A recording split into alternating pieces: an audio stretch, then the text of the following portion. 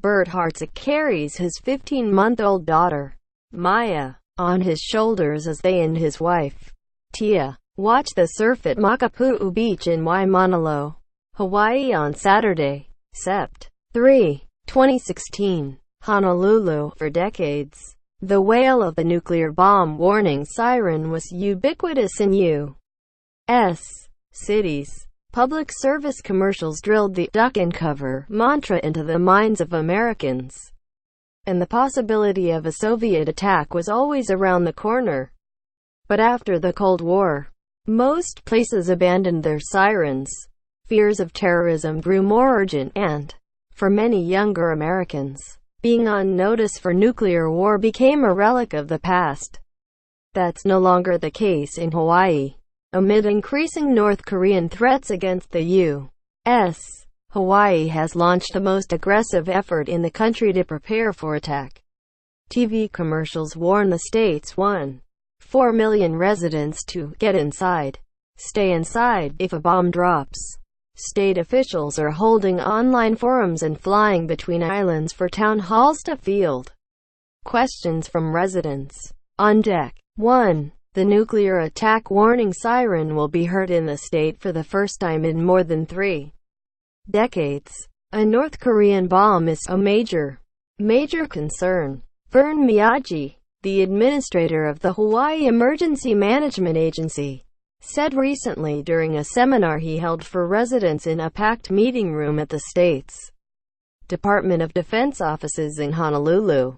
He painted a stark picture of what emergency officials expect if a nuclear missile was to reach Oahu. "We're talking about 50,000 to 120,000 trauma and burn causalities together with nearly 18,000 fatalities," said Miyagi, the state's chief expert on natural disasters and the North Korean threat. The expected target, Pearl Harbor. Undated photo from North Korean news agency shows North Korean leader Kim Jong-un visiting a Korean People's Army unit in an undisclosed location, North Korea. Photo released August 2017. More accustomed to educating residents about hurricanes and tsunamis than atomic and hydrogen bombs, Miyagi displayed slides illustrating the potential effects to the island from a 100-kiloton nuclear bomb detonated 1,000 feet above Honolulu. The explosion would hit an area about 8 miles in diameter. He said, 90% of people would survive the direct impact but would have to contend with nuclear fallout and navigating a crippled island. "We anticipate severe damage to Daniel K. Inouye International Airport, Hickam Air Force Base in Honolulu Harbor and Pearl Harbor. There will be widespread structural fires and building collapses. There will be damage to hospitals and government buildings," Miyagi said. He left open the possibility that other islands could be hit. Hawaii has largely avoided North Korea's crosshairs in recent months, though the nation has made threats against the state over the years. Concerns grew in 2009, when the Obama administration said then-leader Kim Jong-il could send a missile toward Hawaii, and the U.S. military increased preparations in Honolulu. But fears have further increased amid a tense standoff between President Donald Trump and North Korean leader Kim Jong-un. The U.S. military has recently focused on Guam, a U.S. territory much closer to North Korea that Kim has threatened. The hurdles for North Korea are high. It's not clear that the reclusive country has the technology yet to get a bomb to Hawaii. With about 600 miles between Pyongyang and Honolulu, the islands are a difficult target.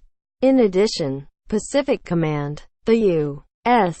military's headquarters for the Asia-Pacific region, ran tests over the summer and says it is ready to intercept an intercontinental ballistic missile.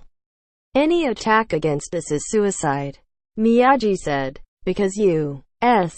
retaliation against North Korea would be far greater. Still, preparations are in full swing in Honolulu and elsewhere in the state. The new 50-second warning siren will follow a tsunami alert system that is tested monthly. State officials are telling residents to gather enough food to be able to remain indoors for as little as a few hours and as long as 2 weeks if a bomb hits. Right now we consider the threat to be very unlikely, but it doesn't matter, said Lt. Col. Charles Anthony, a spokesman for the Hawaii Department of Defense. If North Korea uses an intercontinental ballistic missile, from launch to impact in Hawaii is approximately 20 minutes.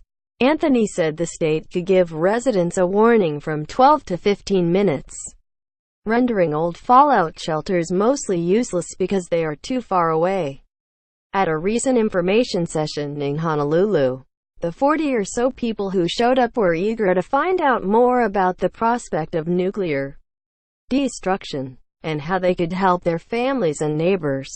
Joe Brown, a 61-year-old Honolulu resident who lives close to Pearl Harbor, asked whether the state's alert system of text and radio messages in addition to the sirens would jam cell phone and broadcast towers. The answer: possibly, though broadcast stations on other islands could probably still transmit messages. I believe the risk is very low. However, we need to know what will happen, Brown said. We have 5-gallon water containers at home and dried foods. We're somewhat prepared and try to always be more prepared for disaster, he said. But, with the president and what he tweets and says, we do get a little more concerned. Lourdes Scheibert, a 66-year-old who lives near downtown Honolulu, said she first began readying her home for an attack after tensions rose during the Obama administration. She has thick plastic sheets to cover her windows and had loaded up on masks to filter the air. A veteran of 3 hurricanes, she owns a prepackaged bucket with a 30-day supply of dried food for her family of 5. You can't depend on the government to help you. If you want to help yourself, you need to take care of yourself and your neighbors, Scheibert said. I'm watching the news. I have the alert system on my phone. I'm just waiting to see if things come about, though I hope they don't at all. Visit the Los Angeles Times at www.latimes.com.